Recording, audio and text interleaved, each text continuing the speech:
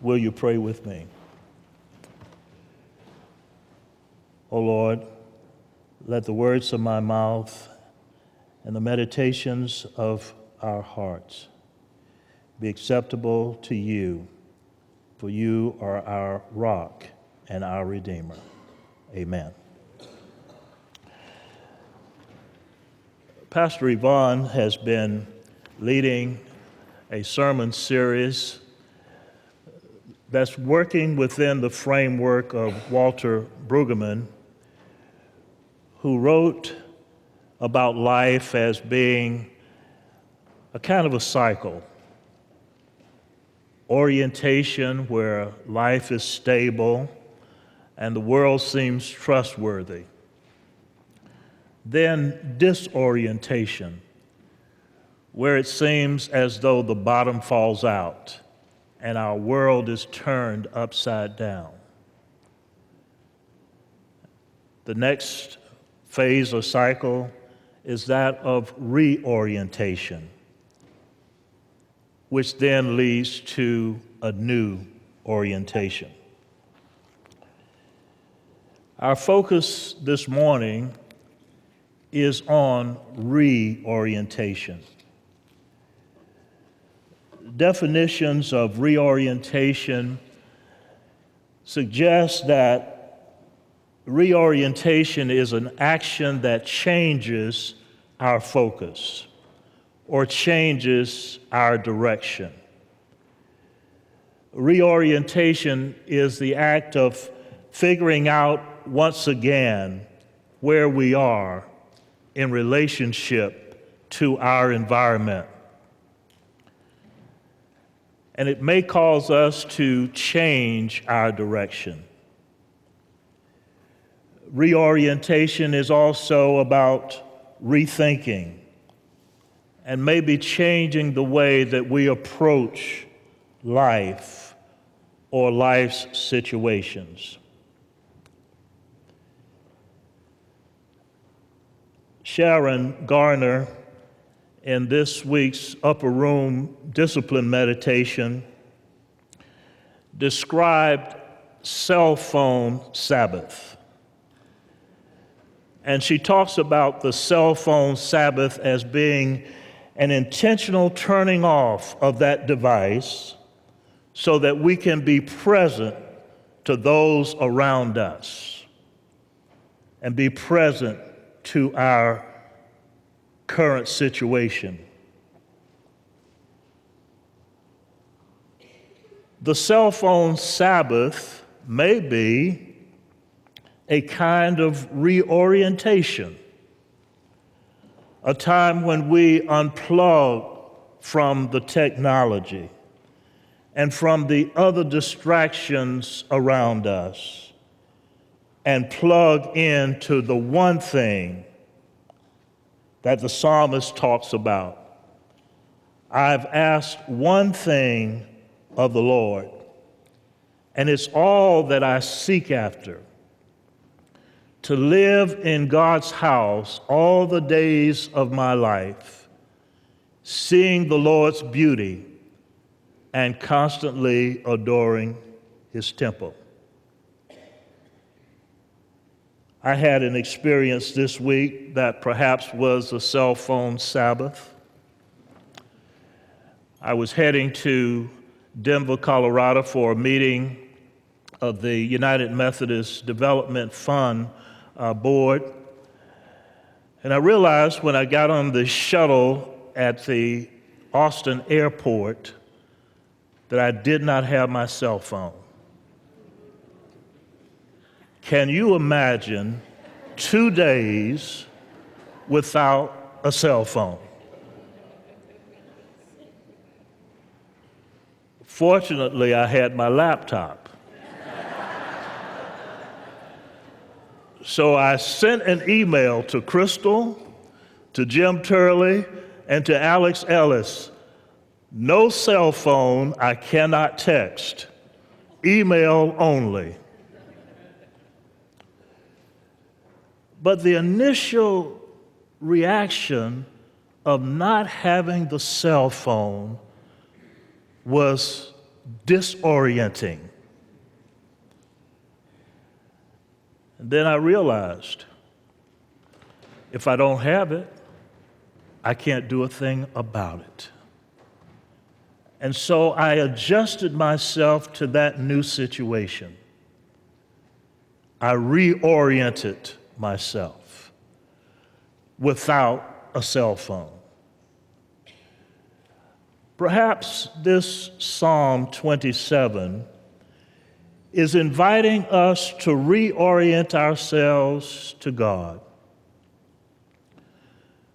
to depend upon God rather than on ourselves, relying upon God's grace. And perhaps it's within that framework that the psalm opens with God at the center. The Lord is my light and my salvation. Whom should I fear? This psalm moves us from dependence to trust and hope in God's grace. As the psalmist describes the challenges he or she faced during his or her lifetime, we can imagine the turmoil by our own situations. We are called to reorient ourselves. As a congregation, there are many things that cause us anxiety, many challenges in our world, and we're not quite sure about the future. We know that our United Methodist Church is in a state of turmoil. We know that our country, the United States of America, is in a state of turmoil. Perhaps even in our homes and in our own lives, there is turmoil. There are stresses that we can't quite handle. And I want to suggest to you this morning that perhaps we need a breakthrough. Perhaps we need a reorientation into a prayer life that is modeled after the Psalm. A reorientation, a change of direction, a new kind of action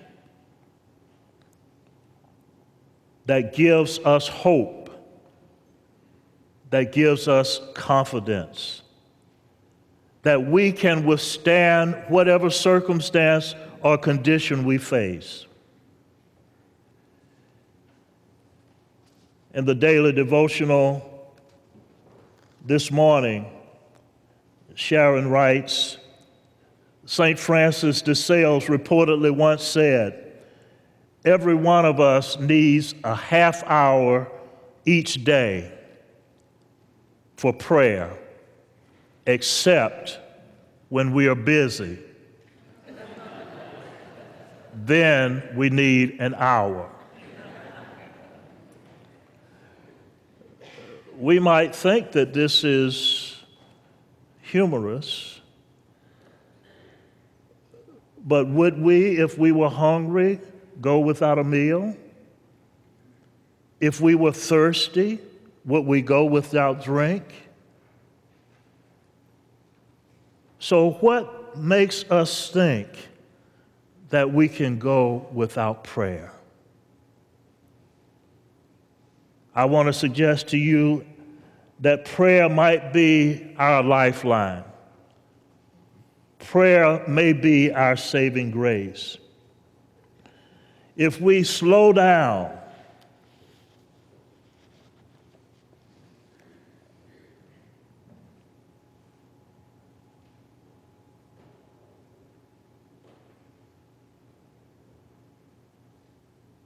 silently,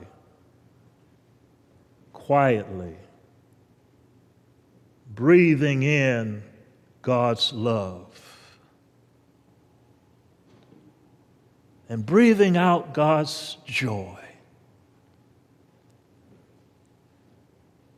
breathing in God's grace and breathing out God's peace. Lord, listen to my cry and have mercy on me. Verse 11 says, teach me your way. Lead me in a good path. I have sure faith that I will experience the Lord's goodness in the land of the living. Even when my enemies and my foes surround me, in this I will be confident. You are my rock and my salvation. A few of us have been talking about breakthrough prayer. And breakthrough prayer is just simply allowing God to interrupt our regular routines, interrupt our daily activities, interrupt our busyness, and opening to God and saying, Lord, let your will be done. Next Sunday evening at the Gethsemane Center, we're going to gather at 6 p.m. We invite you to come and park on the field or park around the building, park on the streets, but come to the Gethsemane Center at 6 o'clock, where we're coming together to ask God to break through whatever it is that's holding us back. Break through whatever boundaries surround us. Break through our limited thinking, our small-mindedness, our unwillingness to step out into new territory, to try new things, to be innovative, to take risks, to be bold, to be courageous. Break through. Break through. We invite you to come. The psalmist concludes this, and perhaps this is a cell phone Sabbath when he says, wait for the Lord. Be strong and let your heart take courage. Yes, wait. I say wait on the Lord. Amen.